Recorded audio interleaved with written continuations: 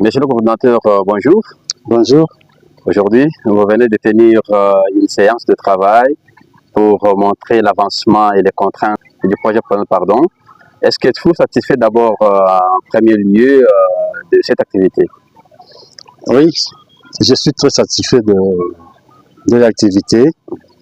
Nous avons d'abord commencé par Cabinda, où nous avons sensibilisé les autorités au niveau de Cabinda. Nous avons présenté les civilités d'abord, en commençant par la civilité auprès du gouverneur. Et nous avons eu une grande réunion avec les autorités au niveau de la province. À cette occasion, nous avons présenté l'état d'avancement du projet. Et il y avait beaucoup de questions autour de l'état d'avancement et nous avons balayé les inquiétudes des uns et des autres. Et il y a eu satisfaction. Nous avons été surpris de voir l'appropriation et ce qui a fait notre joie depuis Cabinda. Et nous avons poursuivi notre mission pour Ngandajika, excusez-moi. Alors, nous avons aussi sensibilisé ces jours des autorités au niveau territorial, comme vous l'avez constaté, il y avait l'engouement des autorités. Et aussi, ils ont posé des questions pertinentes qui ont trouvé des réponses et tout le monde était satisfait. Alors, pour nous, nous avons atteint l'objectif. Il n'y a pas seulement la sensibilisation qui m'a amené ici dans la province de Lomami, particulièrement à Ngandajika et à Cabinda, la province, capitale de la province. Nous sommes venus aussi avec une mission qui est actuellement sur le terrain pour répondre à la question de l'énergie du parc agro-industriel de Ngandajika. Donc, dans les documents du projet tels que conçus initialement, il était question d'utiliser, d'alimenter les parcs avec méthode hybride. Quand on parle hybride, il y a les thermiques et les solaires. Après plusieurs échanges avec la banque, dans la dernière mission de supervision, il a été trouvé utile d'aller sur l'option de centrale hydroélectrique pour attirer des investisseurs privés qui viendront investir dans les parcs que le programme PODAN est en train de viabiliser. Ça va susciter de l'intérêt pour qu'ils viennent investir. Voilà, c'était ça un peu le but de notre mission pour ces 10 jours ici dans la province de Lomami. Vous avez énuméré un nombre important de difficultés que vous avez rencontrées pour la mise en œuvre du projet. Est-ce que ces difficultés, on peut dire que c'est terminé et maintenant que sur d'autres volets qui n'ont pas encore commencé les activités, comme le volet infrastructure, ça va commencer maintenant ou bien il faut encore attendre?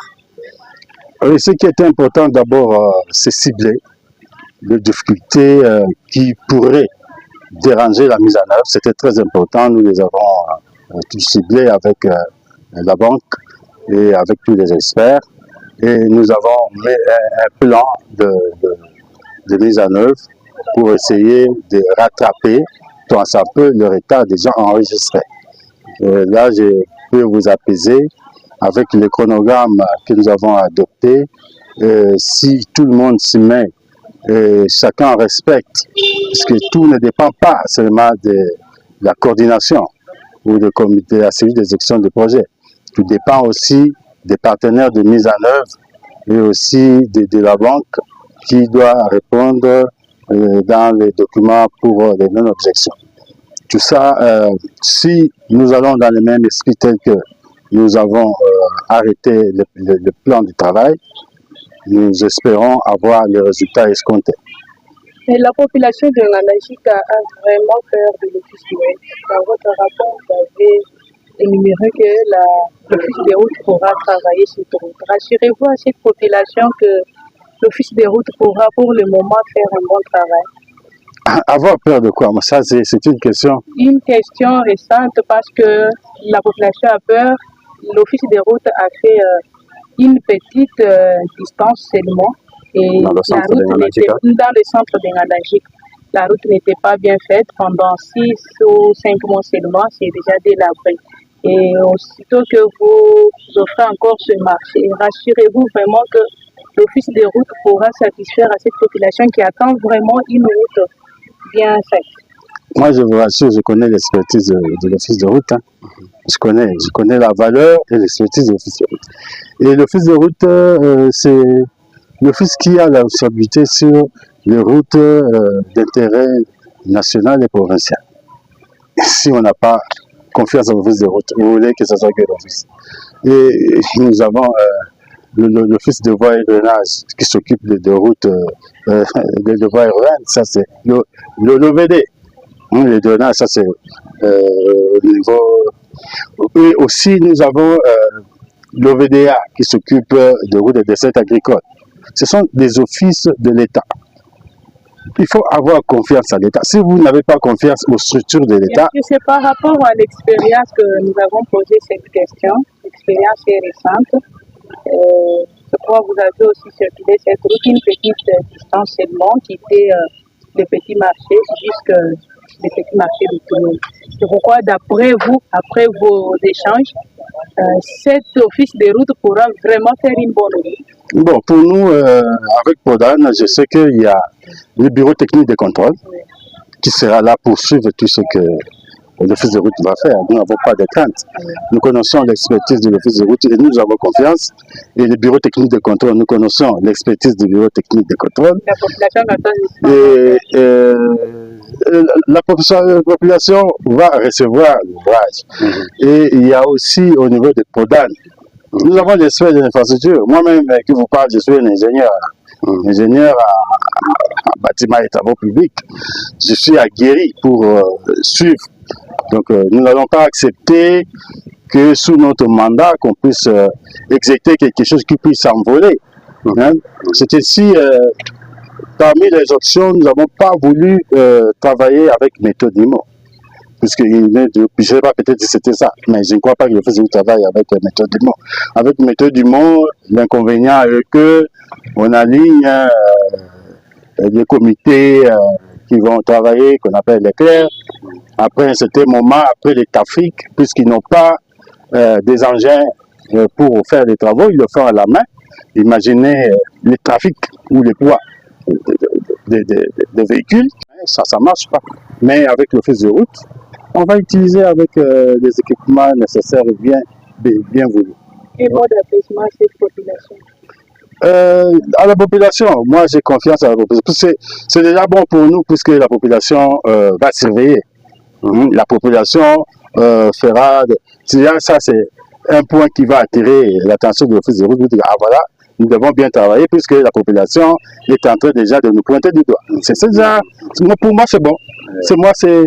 Quand on critique, c'est toujours bon, hein? C'est pas toujours mauvais. Hein? C'est bon, nous attendons, l'office de route va prouver le contraire. Alors, monsieur le coordonnateur, vous avez dit que les 51 km, en dehors de ces 30 quelques pour ici jusqu'à Nyongolo, l'autre sera exécuté après. Et vous avez pensé d'ériger un pont au niveau de Kafou. Par rapport à la praticabilité de la route, pourquoi n'avez-vous pas voulu le faire sur des endroits où des routes qui sont beaucoup plus praticables que de prendre la route de Kamfumbu où il n'y a même pas beaucoup de personnes qui passent par là? Pourquoi ne pas faire en sorte vous savez, moi je suis un ingénieur. Hein? Je connais l'importance d'une route et aussi l'impact. L'impact, ce qui est beaucoup plus l'impact. S'il n'y a pas d'activité, puisqu'il n'y a rien, mettez une route. Tout le monde viendra. C'est l'impact. C'est l'impact. Hein? Donc c'est ça, un ingénieur, quand on regarde, est-ce qu'il y a la population autour, il y a les hôpitaux, il y a ça, il y a l'activité humaine. Alors, quand on met la route, mais surtout c'est un grand bassin de production. C'est une route de dessert agricole. C'est aligné parmi les routes de dessert agricole. Il suffit que cette route-là soit asphaltée. Une année, 2 ans, vous verrez des boutiques, des activités, des moulins. Vous le verrez, ça va se développer vite. Sans même que le gouvernement donne un franc. seulement la route, quand on donne seulement la route, vous verrez, les privés vont vite courir. Et ça va aussi diminuer la distance de contour. Quand on vient de Mouénédu, on entre directement de Singadajika, c'est une bonne route. Il y a de l'intérêt, on jette le pont.